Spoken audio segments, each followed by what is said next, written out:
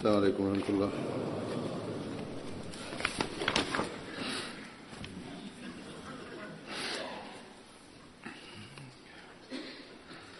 أشهد أن لا إله إلا الله وحده لا شريك له وأشهد أن محمدا عبده ورسوله أما بعد فأعوذ بالله من الشيطان الرجيم بسم الله الرحمن الرحيم الحمد لله رب العالمين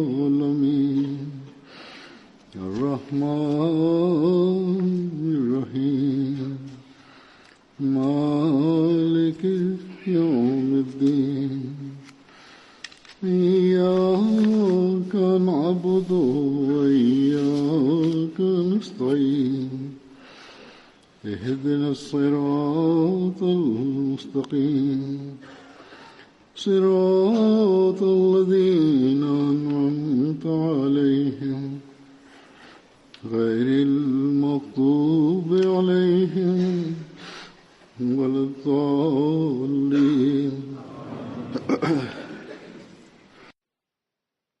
Бисмиллахир рахманир рахим. Хазур говорит: Хазрат Джабир бин Абдулла, да будет доволен им Аллах, был одним из сподвижников посланника Аллаха, мир ему и благословение Аллаха.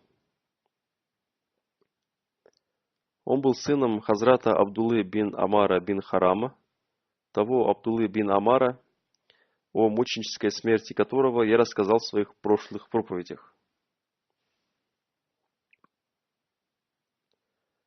Всевышний Аллах после его мученической смерти, обратившись к нему, изрек: «Если у тебя есть какое-то желание, я выполню его». Он сказал: «Я желаю, чтобы ты вновь дал мне жизнь, чтобы я вновь стал мучеником».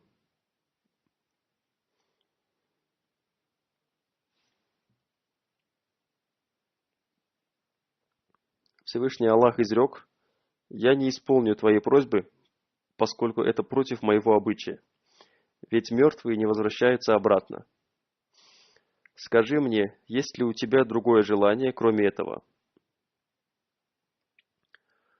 Из этого предания видно, каким уникальным образом поступил с ним Всевышний Аллах.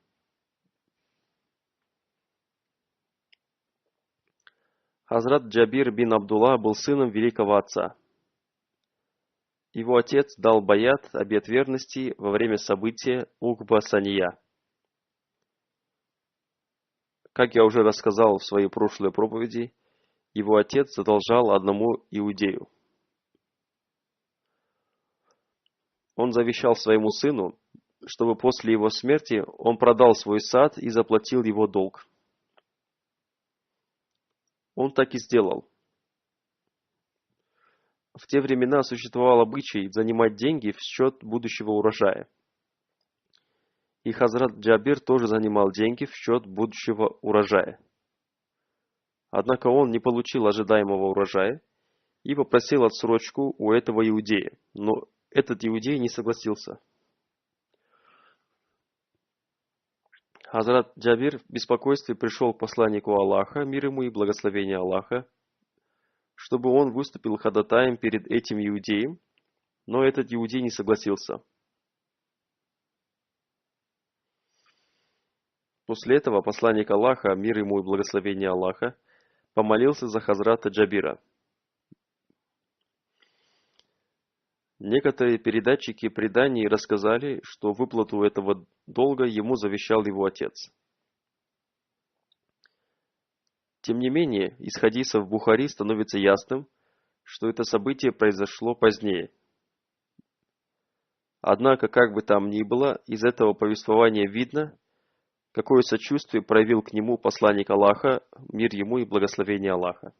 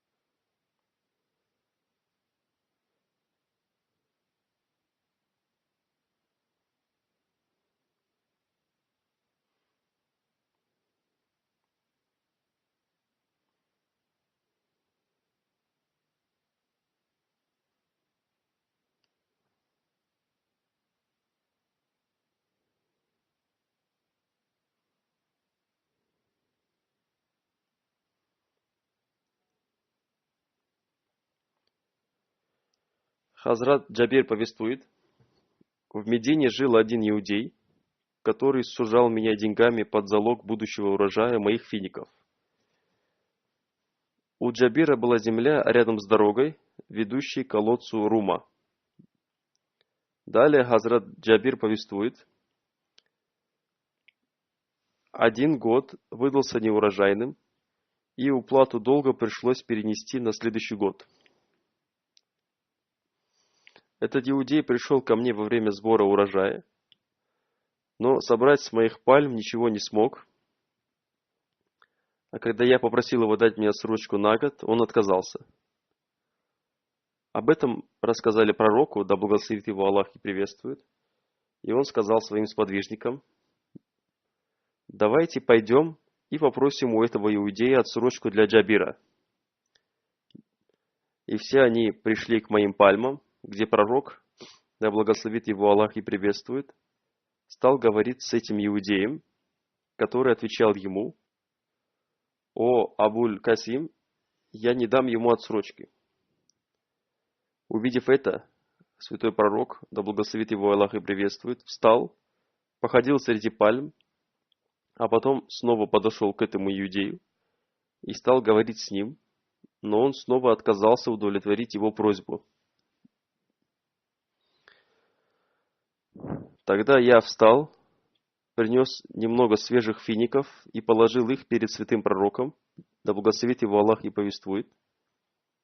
Он поел их, а потом спросил, «Где твой шалаш, о Джабир?» Я сказал ему, где он находится. Он сказал, «Постели мне там». И я постелил ему, после чего он вошел туда и заснул.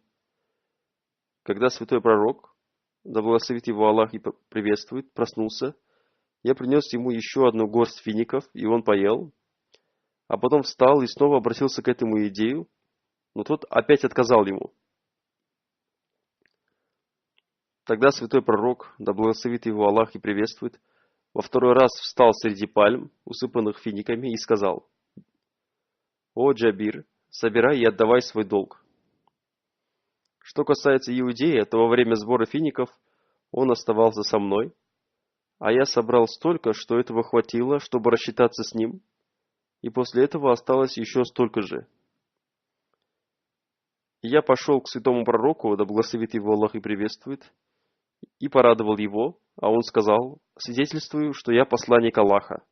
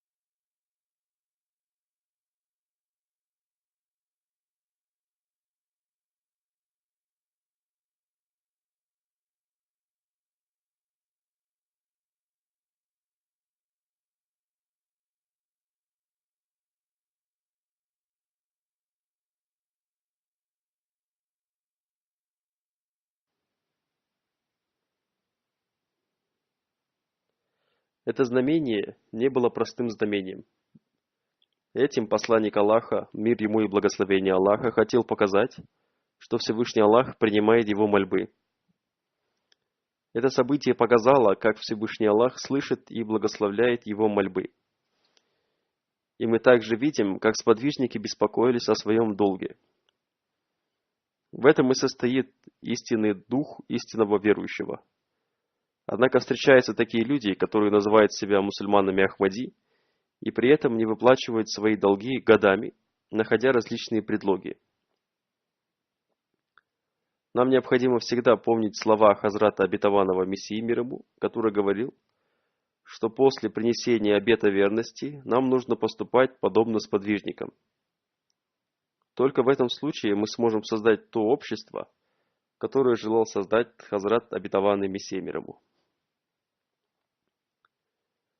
Есть еще один хадис о важности выплаты долга, Но перед этим я хочу сказать несколько слов о предыдущих событиях. В этом повествовании говорится о том, что когда Хазрат Джабир выплатил долг, к нему пришел Хазрат Умар, да будет доволен им Аллах. Посланник Аллаха, мир ему и благословение Аллаха, обращаясь к Хазрату Умару, изрек: спросил у Джабира, что случилось. Хазрат Умар сказал: не нужно спрашивать об этом у Джабира, поскольку когда вы ходили вокруг сада, я был уверен в том, что его долг будет выплачен. Когда вы во второй раз обошли вокруг сада, моя убежденность в этом увеличилась еще больше.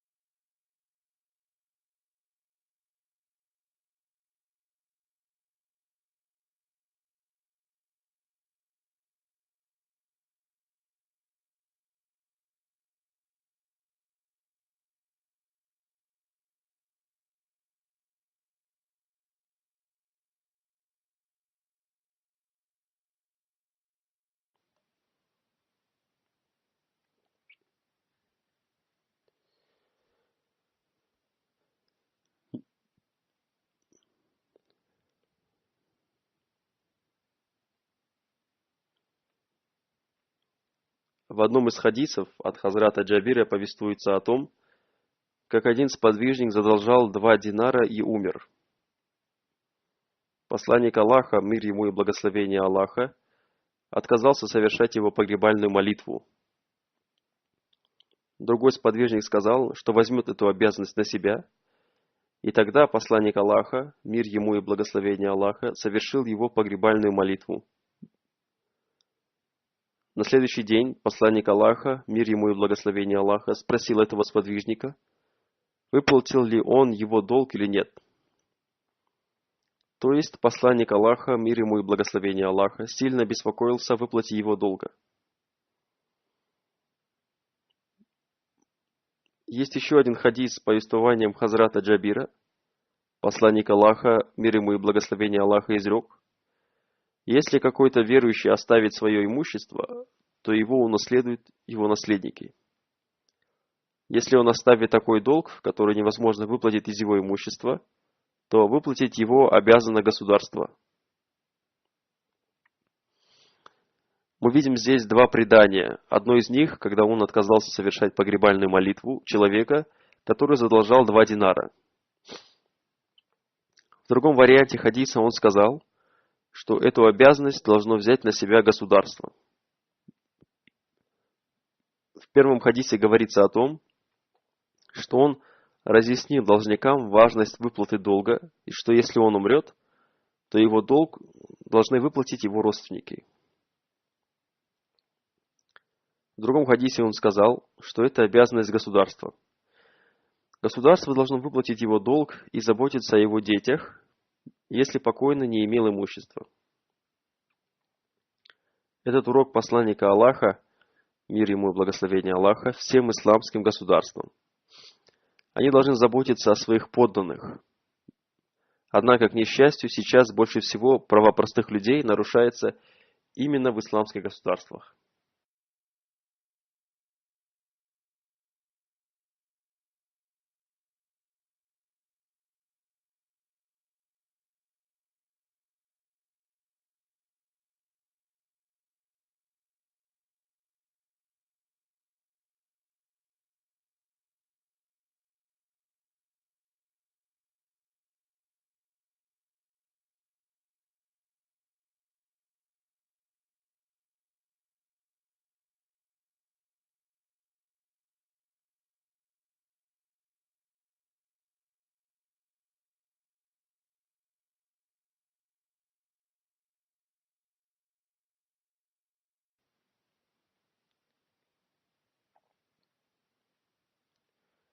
Есть еще одно событие, когда посланник Аллаха, мир ему и благословение Аллаха, оказал сочувствие Хазрату Джабиру.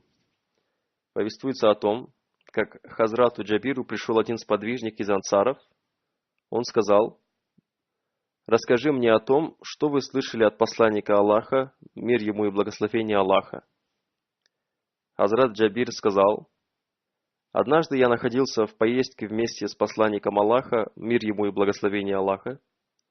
Этот сподвижник из ансаров сказал: я уже не помню слов Хазрата Джабира, откуда они возвращались из похода или умры.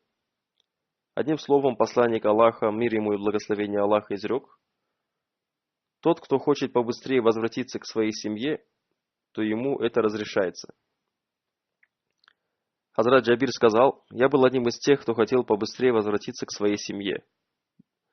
Мой верблюд был цвета хаки, на нем не было никакого пятна, и он отказывался идти вперед».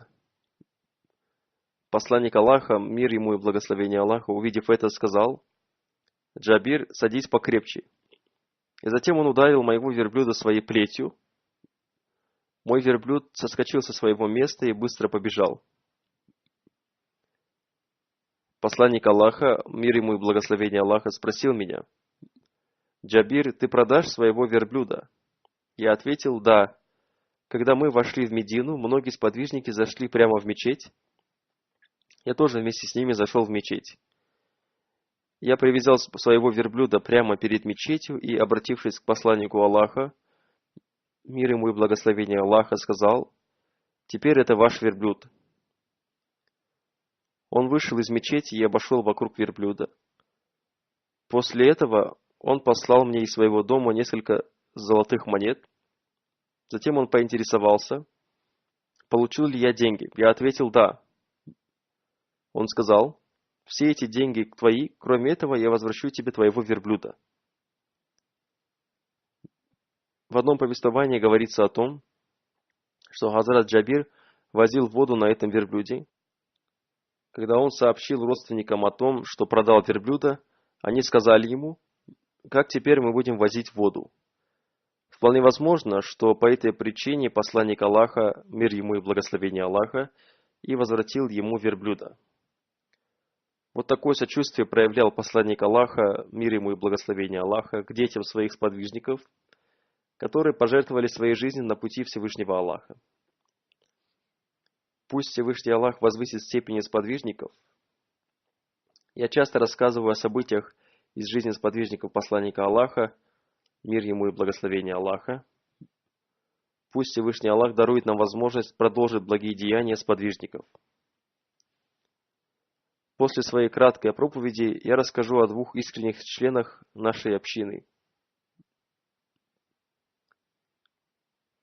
Первого из них зовут Биляль Адлави. Он из Сирии. Недавно он попал в аварию и сильно покалечился. Он скончался в 1:30 ночи 17 марта 2018 года по причине остановки сердца. Он родился в 1978 году, когда ему исполнилось 17 лет. Его брат устроил его на работу в компанию доктора Муслима Мухтарби. Там он и познакомился с Ахмадиятом. Спустя некоторое время он принес обет верности. Господин доктор написал: «Мы совершаем намаз в домах разных мусульман Ахмади, начиная с 2005 года. В этом году, когда я возвратился из Кадьяна, я стал совершать намаз с той группой людей, которая собиралась в доме Биляля. Он очень тепло принимал меня, поскольку считал, что принес обет верности посредством меня. Он был гостеприимным человеком и всегда благодарил меня за то, что я познакомил его с Ахмадиятом. У него был магазин, в котором он торговал спортивной одеждой. Он всегда помогал всем нуждающимся. Если он не мог найти нужный размер одежды в своем магазине, он покупал его в другом магазине. Он был ревностным человеком. Он не мог вытерпеть, когда какой-то мусульманин Ахмади не имел одежды. Если он узнавал, что кто-то нуждается в помощи, он всегда помогал ему. Кроме того, он очень хорошо воспитывал своих детей и устроил их в хорошую школу. Мы постоянно совершали намаз в его доме и совершили его за 2 дня до его смерти. Финансовый секретарь сообщил, что он полностью выплатил свои взносы в фонд Васият, Тарик-и-Джадид и Вакф-и-Джадид.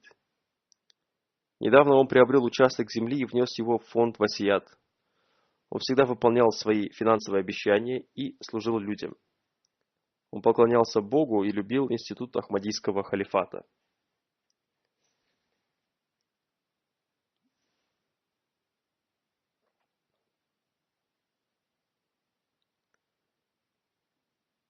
Президент его общины написал: «Когда я рассказывал о краткой сути проповеди Хазура, он всегда закрывал свое лицо и плакал. Он говорил: я чувствую, что халиф времени обращается лично ко мне». Он оставил 11-летнего сына и 12-летнюю дочь. Его старший брат тоже мусульманин Ахмади, и в настоящее время он находится в Германии. У него есть еще 2 брата и сестра, которые не являются членами нашей общины. Во время его погребальной молитвы Всевышний Аллах явил знамение. Его старший брат сказал, что мусульмане Ахмади могут совершить его погребальную молитву в их мечети. В его погребальной молитве приняло участие много людей.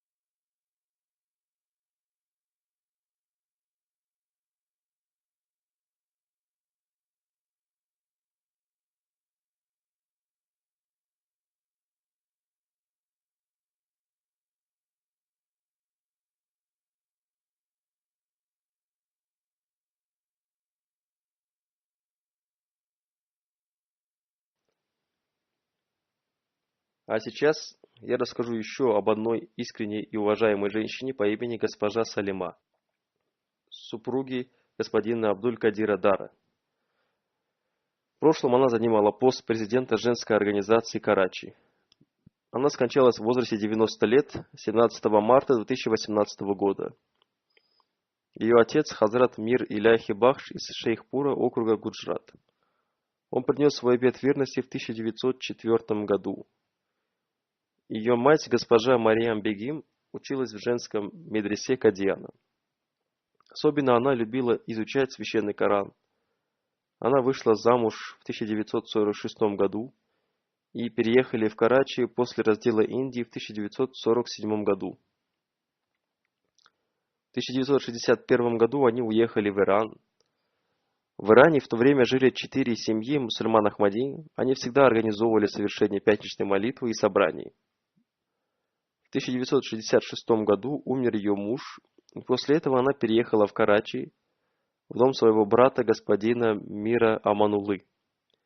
После этого она стала воспитывать своих 8 детей. Она получила степень бакалавра. Помимо этого, она стала служить на разных должностях в женской организации Ладжна и Маула. В 1981 году был создан комитет Мунтазима. Хазрат Третий халиф обетованного Мессии, да будет милостив к нему Аллах, назначил ее главой этого комитета. Она говорила: когда Хазур назначил меня главой этого комитета, я очень беспокоилась, думая о своих обязанностях, поскольку я считала, что у меня нет опыта и способностей, и я стала возносить мольбы, рыдая перед Всевышним Аллахом. Затем я стала проводить собрания комитета управления. Также я стала посещать различные общины. Я призывала членов общин к подчинению общине, принятию исламских традиций и не выдвигать возражений против общины безо всякой причины.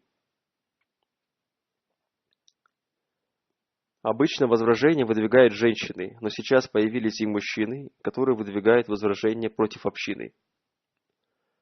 Затем она рассказала: я обращала внимание членов общины к мольбам о прощении.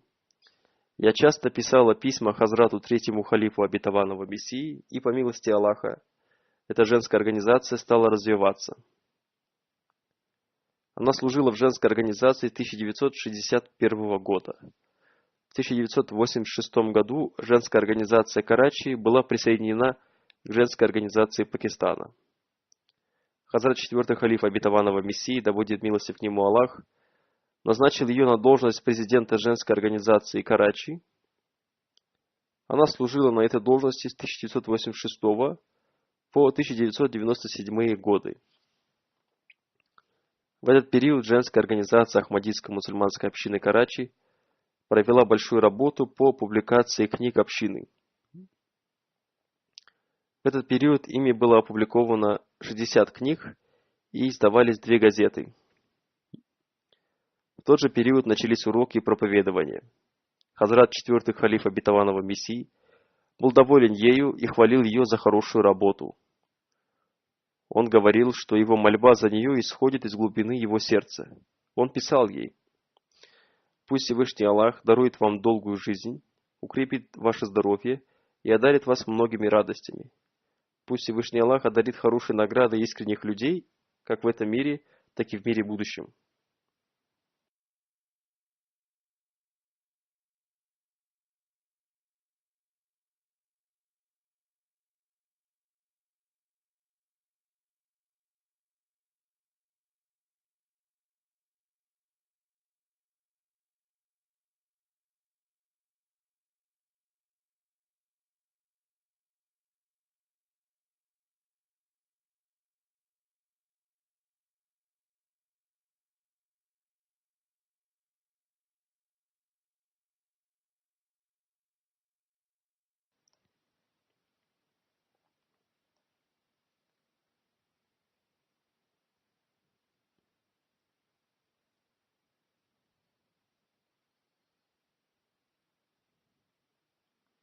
Третий и четвертый халифы обетованного Мессии хвалили ее за ее дела.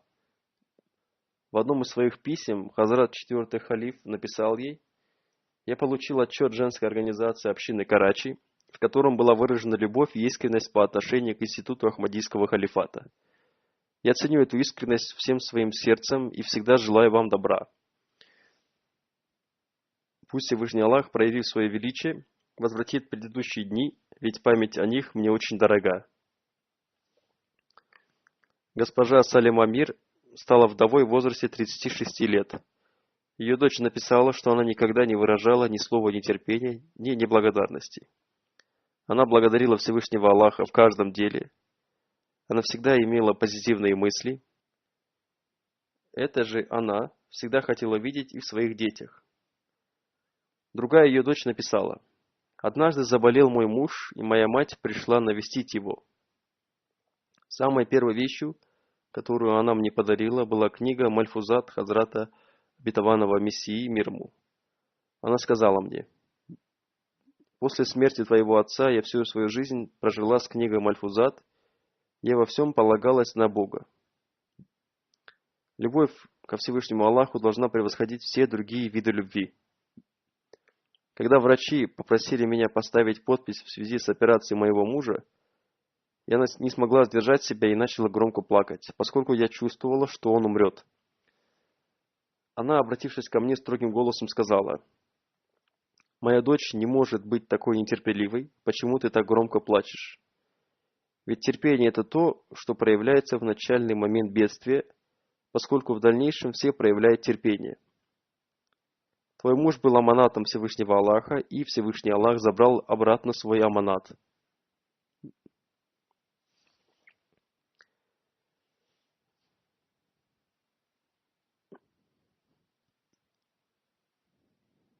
Первый ее сын родился после рождения 4 дочерей.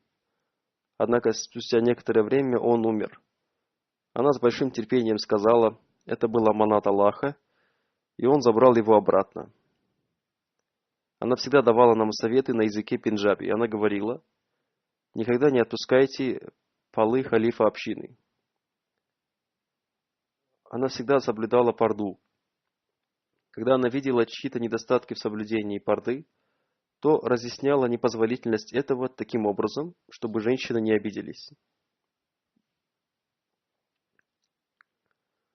Одна из ее дочерей написала: когда пришли свататься к моей младшей сестре, жених сказал, что сначала он должен увидеть лицо невесты.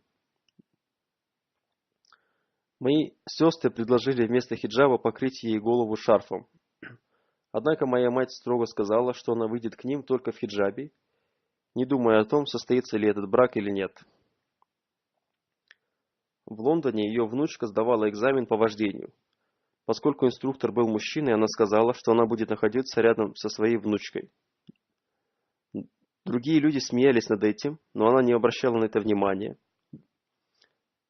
В связи с пардой она всегда упоминала книгу под названием «Святые те, кто соблюдает парду». В этой книге были собраны высказывания всех халифов общины относительно парды. Она часто говорила, что если вы желаете цветов, то вам придется соблюдать парду. Одна ее внучка написала: на мою свадьбу она подарила мне книгу госпожи Наваб Мубараки Бегам. В этой книге она подчеркнула те наставления, которые она давала невесткам. Она сказала мне, чтобы я вновь и вновь читала эти наставления. Она не любила, чтобы незамужние девушки долго до поздней ночи находились на мероприятиях. Если у нас и были какие-то мероприятия в колледже или у подруг, она всегда сопровождала меня. Сейчас есть много девушек, которые до поздней ночи находятся на мероприятиях. Это нехорошо. Наши девушки должны остерегаться этого.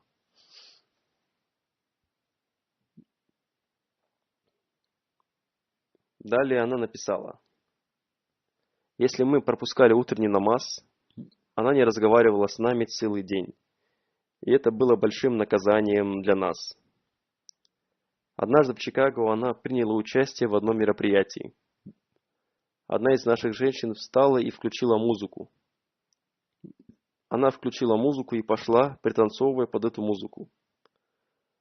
Моя бабушка встала со своего места и, схватив ее сзади, сказала, чтобы она выключила эту музыку, и сказала: «Разве ты не знаешь, что было сказано о танцовщицах?» Она опекала одну девушку христианского вероисповедания. Она научила ее разным мольбам и нравственности. Эта девушка говорила, что она уже наполовину мусульманка Ахмади.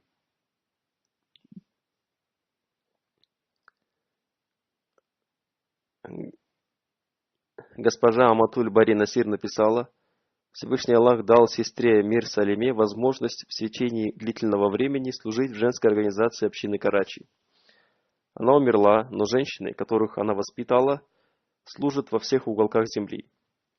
Они будут оживлять ее имя и ее дело постоянно. В отношении хорошего поведения ее всегда приводили в пример. Она не желала похвалы, и она всегда хотела, чтобы женщины, с которыми она служила, всегда учились. В делах издательства она всегда подбадривала свою команду. В последнее время ей пришлось часто путешествовать. Поэтому она написала в центр, чтобы ее должность занял другой человек, чтобы дело общины не останавливалось. Она собрала собрание и посадила в свое кресло госпожу Бати, призвав всех подчиняться ей. Таким образом, она передала ей свой пост. Вот таким образом нужно передавать свой пост. Поскольку в общине есть люди, которые начинают возражать, когда их отстраняют от должности, в этом содержится урок для таких людей. Если им поручает какой-то пост, они должны говорить: «Альхамдулиллах, вся хвала принадлежит Аллаху». Если нет, то они должны искать возможности служения общине другим способом, поскольку служить общине должны не только руководители. Госпожа Амтуль Бари далее написала: она была умной женщиной и хранила тайны людей. Непонятно, как она могла хранить столько тайн в своей груди. Это очень похвальная способность, которой не бывает даже у мужчин.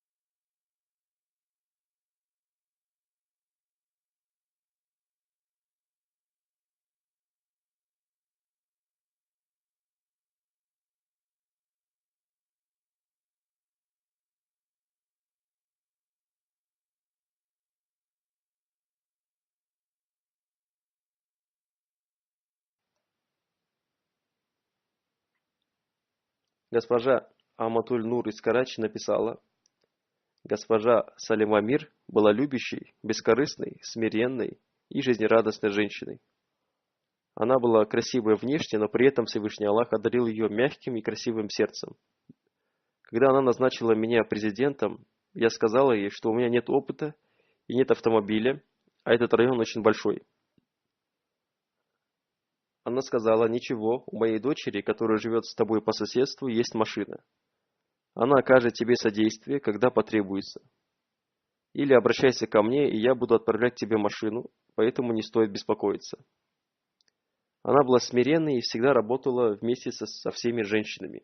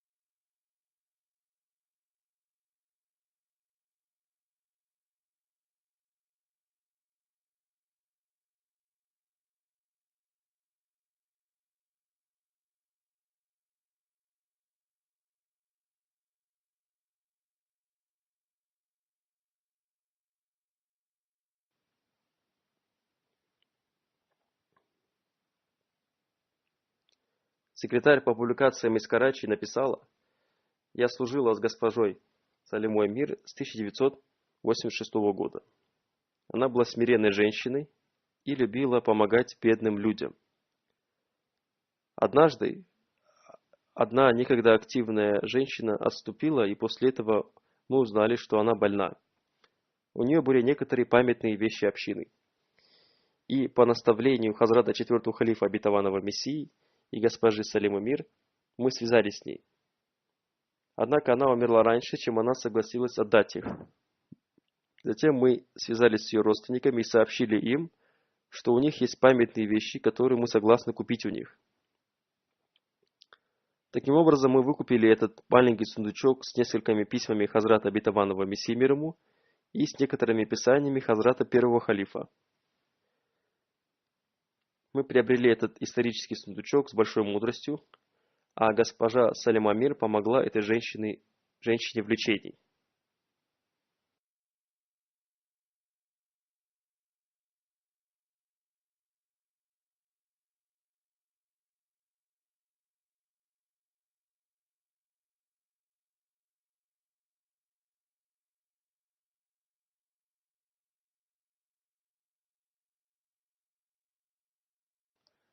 Каждый, кто написал мне о ней, написали, что она была уважаемой, терпеливой, снисходительной, высоконравственной и любящей Ахмадийский халифат.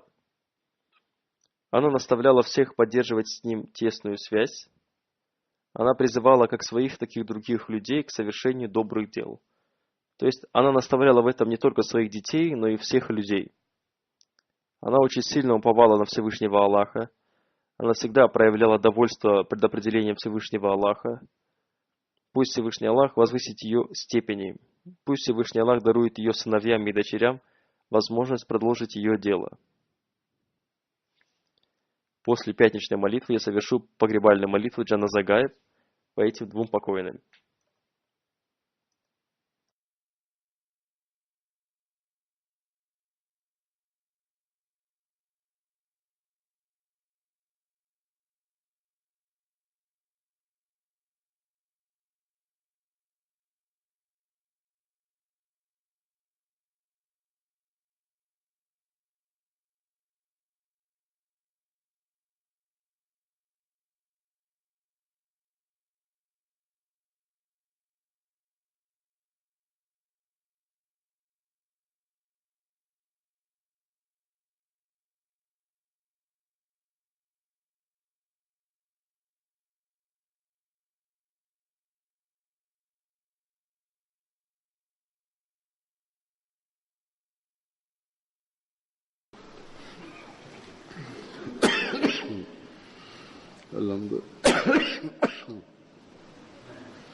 الحمد لله نحمده ونستعينه ونستغفره